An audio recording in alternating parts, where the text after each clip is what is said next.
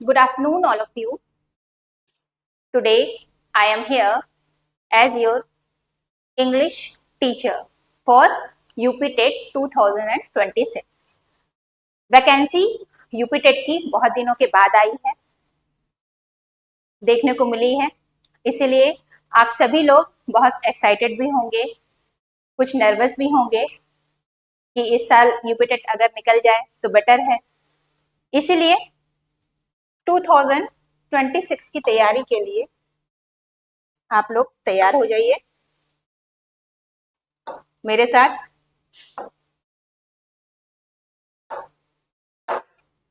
चलिए, तो कुछ बातों का ध्यान देना होगा, ठीक है। यूपीटेट में पहले तो English as a optional subject है। आपको उर्दू, संस्कृत ये सारे ऑप्शंस में आपको मिलेंगे, लेकिन अगर आप इंग्लिश के साथ जाते हैं, अगर आपका इंग्लिश अच्छा है, थोड़ा सा भी इंग्लिश में इंटरेस्टेड हैं, तो आप इंग्लिश ही चूज कीजिए। आप ज़्यादा स्कोर कर पाएंगे, और इंग्लिश अच्छी है तो आपके मार्क्स कटेंगे नहीं, ठीक है। मेरा सजेशन यही है कि आप इंग्लिश को चूज कीजिए। रही बात स्कोरिंग, तो 30 क्वेश्चंस होते हैं इसमें इंग्लिश के, ठीक है। 30 पे ही आपको कमांड बनाना है। किस तरीके से 30 क्वेश्चन अटेम्प्ट करने हैं आपको, उस पर आपको फोकस करना है कि आपके मैक्सिमम क्वेश्चन क्या हो, सही हो, गलत ना हो, ठीक है। तो सिर्फ 30 क्वेश्चंस आप माइंड में रखिए।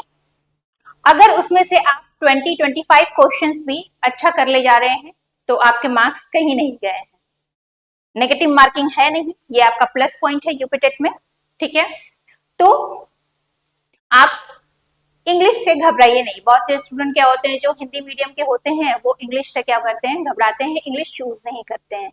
तो मेरा सजेशन यही रहेगा, आप मेरे साथ प्रिपरेशन कीजिए, आपका इंग्लिश में स्कोर अच्छा आएगा। अगर आपका 20-25 मार्क्स आपके हाथ में है तो ये आपका एक बड़ा स्कोर है होल यूपीटेट के मार्क्स का। अगर उतना भी आपने सही किया है तो आपको कॉन्फिडेंस लेवल भी गेन होगा, और आने वाले इंग्लिश जिस सब्जेक्ट में या जिस कंपटीशन में आपका पूछा जा रहा है इंग्लिश, वो भी आपका स्ट्रांग होगा, क्योंकि यूपीटेट में जो इंग्लिश आता है वो बहुत बेसिक आता है, ठीक है। 10th लेवल का इंग्लिश का रहता है, बहुत ज्यादा हाई गया तो 12th लेवल का हल्का फुल्का, नहीं तो 10th के अंदर ही जो इंग्लिश का सिलेबस है आपका, उसी से रिलेटेड यूपीटेट में इंग्लिश पूछी जाती है, बहुत ज्यादा हाई लेवल की नहीं पूछी जाती है। तो आप अगर एक अच्छे स्टूडेंट रहे हैं, आपका एवरेज भी इंग्लिश रहा है, तो भी आप कर ले जा सकते हैं यूपीटेट की इंग्लिश।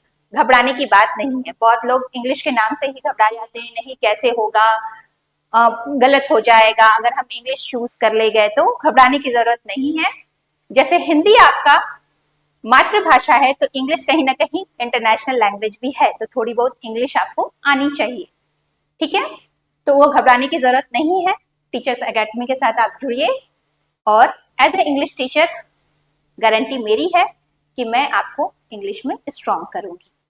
सो ज्यादा से ज्यादा मात्रा में आप लोग टीचर्स एकेडमी से जुड़िए और English as a subject opt कीजिए, ताकि आपका अच्छा स्कोर हो सके। और डेली प्रैक्टिस सेट नेक्स्ट कुछ दिनों में आपके आने वाले हैं, तो उसे आप लगाइए।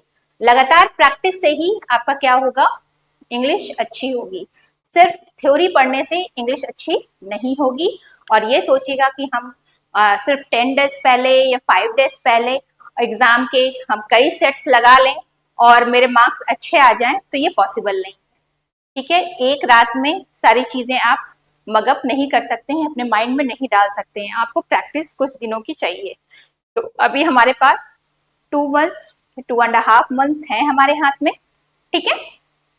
तो अगर हम लगातार अभी हम प्रैक्टिस करें थोड़े थोड़े क्वेश्चंस भी, तो क्या होंगे, वो हमारे लिए बेनिफिशियल होगा।